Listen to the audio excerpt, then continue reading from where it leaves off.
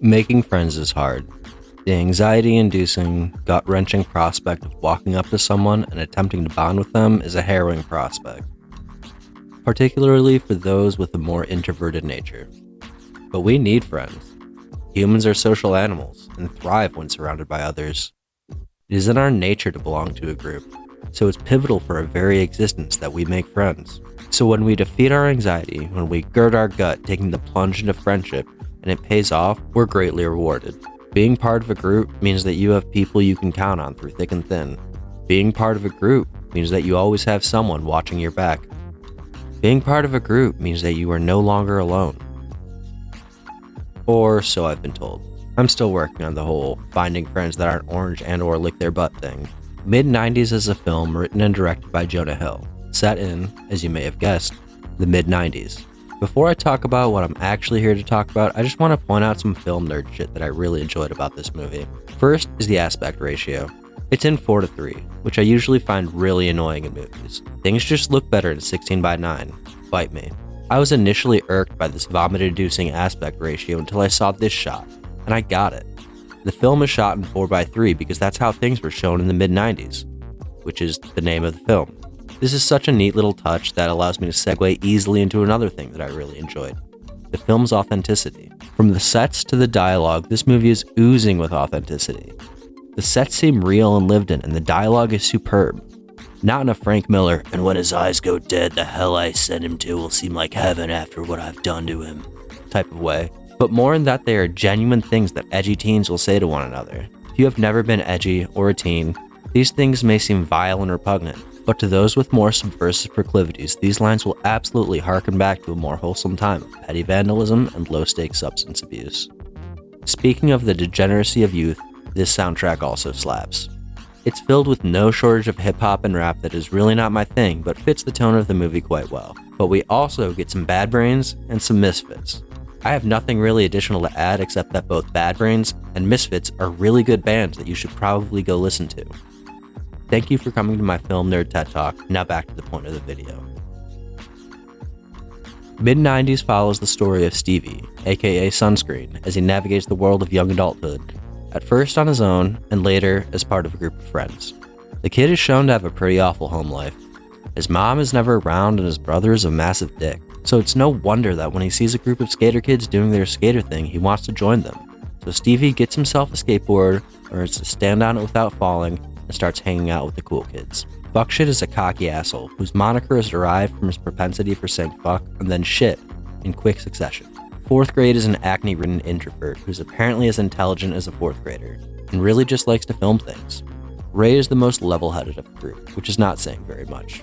Unlike ostensibly all of the others in the group, Ray sees a legitimate future in skating as a profession and is arguably the most talented among them.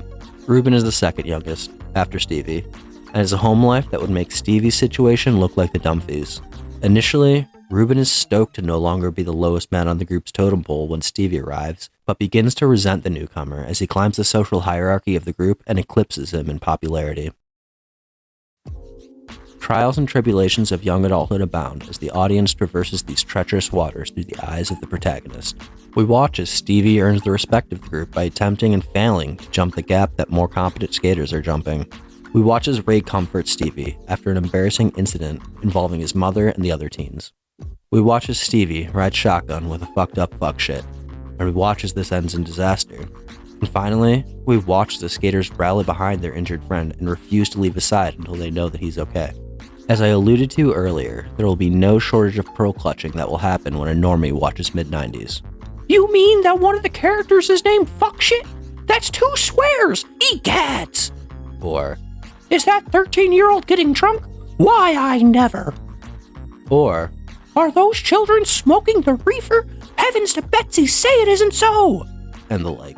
Is it ideal for kids to get drunk all the time? I don't know, probably not. Do I remember being a drunk 15-year-old and how much fun it was? Absolutely. And look at me. I turned out...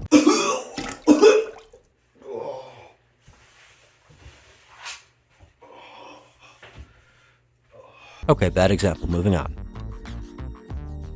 To focus on the quote-unquote degeneracy on display here is missing the point of the movie entirely. It's not about the 40s that you chug, but the friends you make along the way. Look at this scene where Stevie is trying to jump the gap. It's so clear that he's doing this very dangerous thing to impress the cool kids. He fails and ends up getting pretty injured, but he succeeds in impressing those aforementioned cool kids. Is it a good idea? No, probably not. Is Stevie thinking of the ramifications of his actions when he attempts the jump? I would guess that he isn't. Is it worth it when his friends rally around him when he falls and then applaud him for his ballsiness? Absolutely. Look at the scene where Ray comforts Stevie. The inciting incident for this conversation was Stevie's mom coming into the skate shop and excoriating the youths for allowing her 13-year-old son to get wasted at a party. She screams at the teens, and in response to this, Stevie screams at her. But through this tension, what comes out is the revelation that every member of the friend group is broken in one way or another. Fuckshit is on the fast track to becoming a burnout and a lush. Ruben can't go home at night because his mother is so abusive. 4th grade's family is so poor that they can't even afford socks for their child. And Ray had to watch his little brother die after being hit by a car. All the skaters are damaged in one way or another, and that bonds them. Together, they form a chosen family that would ride or die for one another. And through this conversation, Stevie is invited to join this family of misfits because honestly, his biological family is not very good. This next point is an instant where I will be the one doing the pearl clutching. Drunk driving is one of the most disgusting things that a person can do. And not in a, that middle schooler is puking in the bushes type of way, but in a, I got drunk and killed several people because I'm too fucking brain dead to figure out how Uber works type of way. My sentiments on the proper punishment for drinking and driving are not very YouTube friendly. But suffice to say, I think said punishment ought to be infinitely more severe than the current laws. And the current laws are quite severe. All of that being said, look at this scene where Stevie gets in the car with an intoxicated teenager behind the wheel.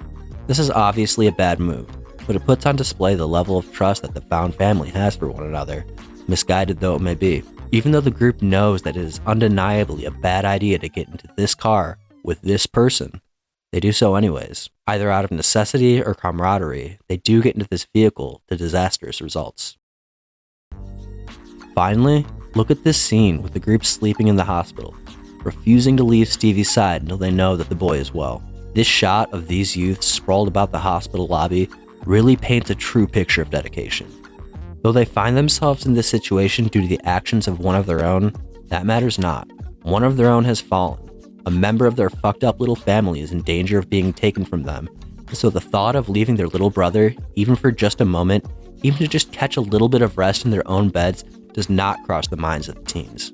Instead, they keep vigil, waiting in the hospital lobby until news is brought to them of their brother, even if that means that they will have to sleep on hospital furniture.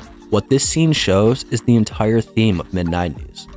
The family you choose is just as important as the family you're born with. Both may be flawed, but that's largely irrelevant, as you are likely just as flawed as they are.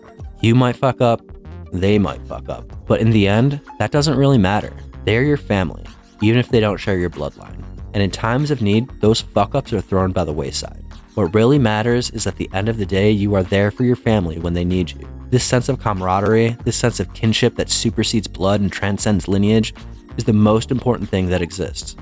This is a real family, and this is truly what it means to belong.